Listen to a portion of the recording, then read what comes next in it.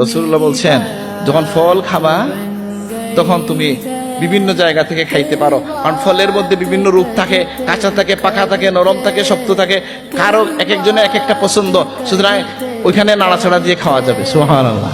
তাহলে রাসূলুল্লাহ সবকিছু আমাদেরকে শিখিয়ে দিয়েছেন কিনা? এই জন্য মনের গভীর থেকে আমরা শুকরিয়া আদায় করি যে সেই মহানবীর আমরা উম্মত হতে পেরেছি, আলহামদুলিল্লাহ। এই জন্য সকাল সন্ধ্যা সেই শুকরিয়া আমরা আদায় করি।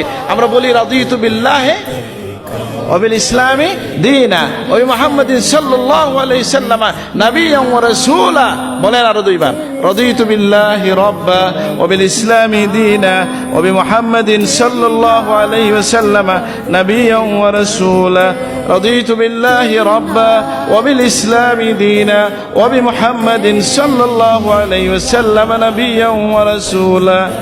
এখানে তো রেকর্ডও হচ্ছে, আবার বেয়াদবি লাগে কিনা ওই দিক তো রেকর্ড হচ্ছে না। আজকে সত্যভাবে বলেন তো কে কে এটা পড়ছেন? মাগরিব পড়ে হাত তুলেন।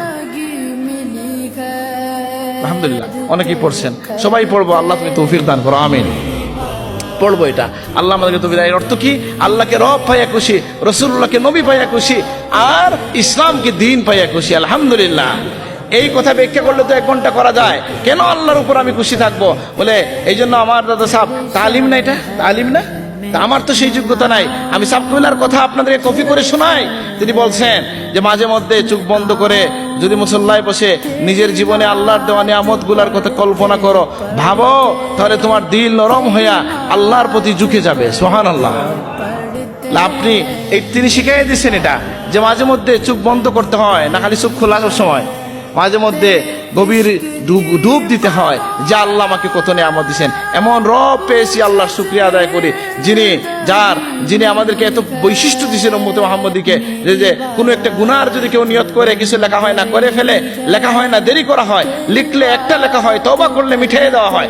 আর যদি একটা নেকির কাজ করে ফেলে, নিয়ত করে সাথে সাথে লেখা হয়, করে ফেললে 10টা লেখা হয়, এটাকে বাড়াইয়া 7 থেকে 70 থেকে 700 থেকে অগণিত গুণে বাড়াইয়া দেওয়া হয়। সুবহানাল্লাহ।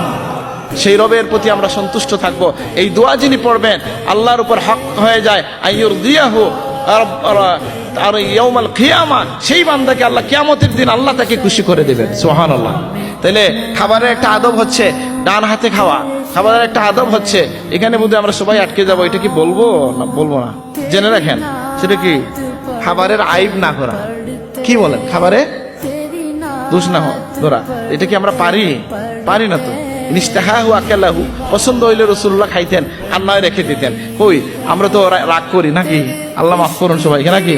আর বিয়ের মজলিসে গিয়া ওই বিয়ে বাড়ির লোককে লজ্জা দেওয়ার জন্য কি রাঁধছে, হ্যাঁ, সব বড় আগ্রহ করে খাইছেন, এটা একটু খাইয়া দেখি। উনি বরকতের জন্য খাইয়া দেখেন, লবণ নাই। কি দেখা গেল? লবণ নাই। সাপ কি উদ্দেশ্যটা করছেন? একজন মানুষ এত সুন্দর আয়োজন করছে, তার আয়োজনটা মাটি হয়ে যাবে, তিনি লজ্জাটা ডেকে দিয়েছেন। সুবহানাল্লাহ। এই জন্য আল্লাহর ওলিদের কাছে যাইতে হয়, সোহবত থেকে অনেক কিছু শেখা যায় কিনা এটা, এবং এটা আমাদের এলাকায় ঘটছে, আমি শুনলাম। তো যাই হোক, একটা হচ্ছে কি, আবার আঙ্গুল চুষার কথাটা আছে। আবার বড় কেউ থাকলে খাবার আগে শুরু না করা, এগুলো এখন আর নাই, সবাই নিজে নিজে শুরু করে দেয় নাকি? কিন্তু করা উচিত। এই টেবিলের মধ্যে থেকে এই আদবটা রাখিয়েন, একটু জিজ্ঞাসা করে শুরু করেন, হাপুস হুপুস না। আদব হচ্ছে মজলিসে যিনি বসছেন এর মধ্যে বড় যিনি বুজুর্গ কেউ থাকেন, বিসমিল্লাহ তিনি করবেন, এটা একটা আদব। এই আদবগুলা আমাদেরকে সৌন্দর্যমণ্ডিত করবে।